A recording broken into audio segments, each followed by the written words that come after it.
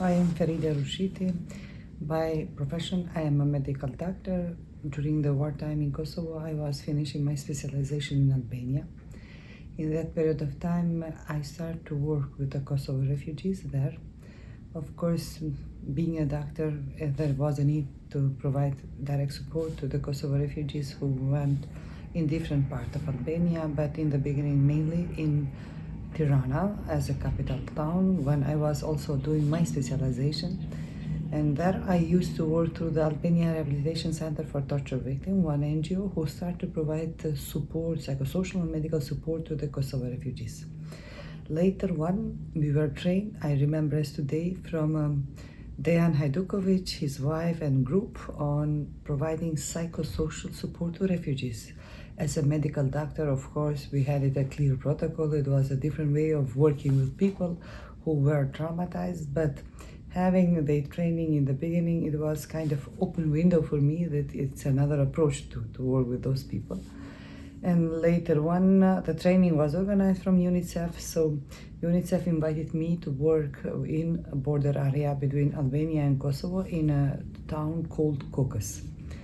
So I started to work in that period of time. I think it was February, April 1999, when a lot of Kosovars fled to Albania. In the beginning, working with the children, trying to establish some games, some psychosocial support for that. And during the evening, I went in volunteer way to work on the border with a Doctor Without Border. It was a quite hectic time. In the beginning, I have to say that I was depressed what I saw there. Later on, I started to realize that I have to work, I have to support my nation. And I met a lot of children who lose their parents, met parents who were witnessing when their children were killed. But the most horrifying story for me, they were women who were sexually abused. As a medical doctor, of course, you have some basic knowledge about rape, but it's completely in different context. Being raped as a weapon of the war, because it happened in the presence of family, it happened with the purpose, it happened with the messages, and it was quite hard to hear those stories. And I have to say that in that period of time, it's also, I was in a situation that I didn't know what to do. I remember as today one of the case, because I met a lot of cases, but at least this case I have in my mind when I was working in the area of city Kokos in the mosque, and usually whenever there was a case identified from international organization, they invite me, and it was this lady was in Italian camp. They said, oh, go and just discuss with her because she might have some issues that she cannot discuss with others, but also she's feeling so sad. And then near to that tent, there were a lot of journalists around. And I entered inside. It was a woman who had 2 children, as I remember, hanging them very strongly. And always just repeating, my baby died, I didn't have the time to bury her. She was having this physiological nap that was unable really to feel emotionally, because I think she was explored many times from journalists and was just repeating that story. Having those kind of basic knowledge on psychosocial, I just start to ask about her family genetic, where are others? And then when I asked her, okay, she started to tell me the same story, and then I was trying to observe. She was holding those children very tight to her body. And then I said, where is your husband? He is around somewhere. Oh, my dear, my sister, they got also my husband in the room. And in that moment I cried, not her, because it was really seeing a person who loses a child without husband. And then I think when I started to cry, she was provoked. She started to feel her emotion. She started to cry, but in kind of voice that still I have in my ear. And it was very hard trying to, I didn't know what to do with her, of course. So the only way, what I tried to do, I was just trying to hug her, in the same time to close the tents, because journalists wanted to enter inside just to follow, to see, because somebody recognized that she was a rape victim. So after she started to cry, we cried together. She started to tell me for a horrific story she faced, how she was raped in the presence of family members and children. So it's her story, all the other story I saw and I heard and I witnessed that make me to realize that I have to do something in Kosovo, at least to create a safe space when those women could come freely and share their story and being heard, being supported in a way. So of course, when I came in Kosovo after the wartime, it was another situation. Society was not prepared at all to discuss about this thematic. It was so much related with the shame and honor in the family. So when I started the organization, we understand that it's not so easy to have access to them. Even though I had some previous contact from Albania, but also with other torture victims as well, we realized that it's hard really. And whenever I try to enter in the field, sometimes even you were threatened because family wanted to protect or to treat this issue as a family issue, not to be in a public or somebody.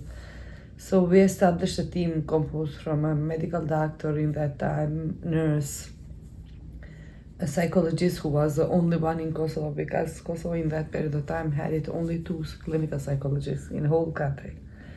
And the idea it was just to go in the field and provide some kind of medical support and trying to identify torture victims, not them. Because if we will approach to the community and try to identify them, of course we brought them on risk, but also we were on risk too. So in that way we start to explore the community. We try to build a very simple brochure on normal reaction in non-normal situation in terms of cognitive, emotional, physical, and sitting with the groups, sharing those kind of reaction, asking people whether they have any kind of reaction, what they felt. And in this way we start to work on the field. Big cars of Yurmik and Eulex went to the community. Sometimes lady didn't share the story in the family. Or even though husband maybe was aware, they never discussed about that. And those kind of cars and investigation process, as it was realized, it exposed the survivors in the family, but also in the community. Community start to ask why this car is coming to you. You know, when you're a small community, everybody knows you. And even in my I mean, I'm open person. If somebody will knock in the door, my husband will ask, why this? What is happening here? So survivors came in our organization and was telling to us a lot of story, how they are unsatisfied, how they are exposed, they don't take care about confidentiality. Sometimes I had the case when she was doing interview with a cousin of the husband, while the husband never ever know it. And she said, I wanted to testify. When I saw it him, I was just telling to them how I was wounded, everything happened, but never ever I dared to open my situation. So having all those practice in place when our institution, because in 2018 our institution start to deal with the justice, we start to think really carefully how we could prevent similar situation with our police, because our police were part of international community. It was a hybrid group who was doing those interviews. In the beginning, when we met them, they said, oh, we treat them as our sister. We really feel for them. They are in a terrible situation. But again, their approach was same. They was going to community or phoning to them. If they didn't respond or cooperated, they said, oh, should we come in a family? So more or less same approach. So we had a lot of activities, joint activities, workshops, when we brought survivors on board, and we had a state prosecutor office, Kosovo War Crime Unit, and bringing directly the challenges of the survivors. Because it's different when survivors really address the issue with idea that you have to be sensitive, how you bring the contact, how you follow the case, how to realize the interviews, to have some sensitive approach towards the case, because it's not a simple case who is in conflict with the law. Those women are fully with their history and traumatized. You cannot really, also in the process of just getting the testimony 5 hours, they were re-traumatized. And sometimes they said, no, we don't want to go anymore. No, we are just unable to we are exhausted. And after we had all those kind of analyses in our organization, we decided to build a manual, a protocol, how to ensure some safeguards for the survivors who are entering in a process of justice, as well as to give some trainings to the Kosovo police, also to the state prosecutor office, how to be sensitive with those groups. How can you be, could you give some examples how to be more sensitive? Yes, first of all, it was from identification perspective. So I think whenever you start to work with this group, you have to bear in mind that it's the most shameful crime in society. Victims are surrounded with shame. It has to be with the integrity of the individual. It's not so easy to share, but also to share in the family. So in different contexts, they have really to think how to identify them without disclosing them publicly, also in the family. So in that perspective, we reached to establish a MOU with both Kosovo Police Unit for War Crime as well as State Prosecutor Unit, that at least survivors could be investigated and give a testimony in the auspice of NGOs. Why? Because in NGO they come frequently, it is a second home for them. Secondly, to have a psychologist present during the interview, because sometimes those interviews are really quite re-traumatizing process, and they trigger a lot of trauma. Sometimes for them to bring the perspective of 25 years ago, to show how the situation, or also the question how they were addressed. Did you had it as sex with the consent or that? This is really very, very, very provoking questions. So we try to really discuss with them how to create the question to be a sensitive in that way, to not really provoke the emotion, but also to treat them with a dignity, because they are not a normal people who just share the story. You have to work with a person who have a lot of wounds, so you have to treat those wounds during those interviews. Then we had to learn them about PTSD syndrome, what might be some kind of area symptom when they start to be provoked, the attachment syndrome, because sometimes they start to express the trauma, how they felt, what's happened with them. They were detached, they were unconscious anymore, and they still wanted to continue the interview. And what do you do then? We quit the interview, we give a space to the survivors, we have a separate session. They could have a coffee, sometimes they smoke a lot. So we give a chance to go and smoke. And if she is available to continue, fine, we can. But if she said, no, I can't, we have to just close her emotion and continue another day. When I started to work, I started as a medical doctor. But now in those days, having different technologies in place, I think it is so important, besides providing psychosocial support, which is needed, it's documentation.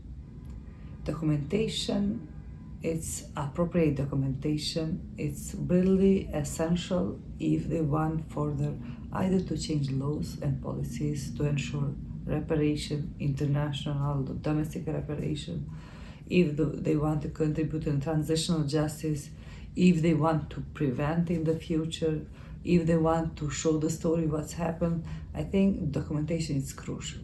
I have to say, when I started working in Kukos, in those camps area, I was depressed from myself in the beginning. Nobody told me that take a pen and notebook and just write there. I would wish it to have that time. But simply I was walking from one camp to another camp, trying to play with children, trying to identify cases. But I have some of cases in my memory, but it was much better to have it somewhere in writing. So for the organization who are starting to work, I think beside that, provide to direct support to the survivor, which is needed, either medical, psychosocial, or legal support. I think parallel to that, it have to be also documentation for different purposes.